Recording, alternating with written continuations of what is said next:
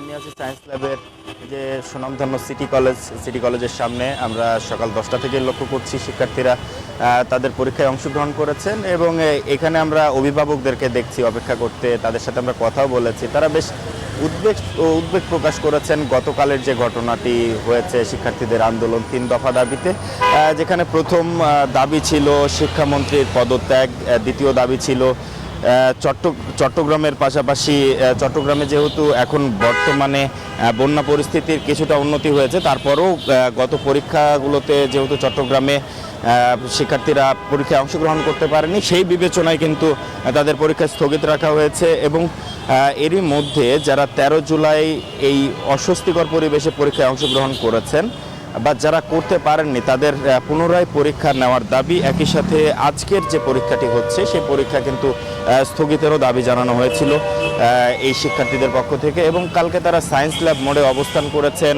পরবর্তীতে আরও তারা আন্দোলন বেগবান করে সেটি কিন্তু মানিক মিয়া এভিনিউ অর্থাৎ সংসদ ভবনের সামনে গিয়ে পৌঁছায় এবং পুলিশের বাধার মুখে কিন্তু সেই আন্দোলন আসলে পরবর্তীতে তারা 2 দফা দাবি দিয়ে তারা কিন্তু আন্দোলন স্থগিত করেছেন। আজকে তাদের আন্দোলনের যে অংশ রয়েছে সেটি হচ্ছে লং মার্চ টু শিক্ষা মন্ত্রণালয়।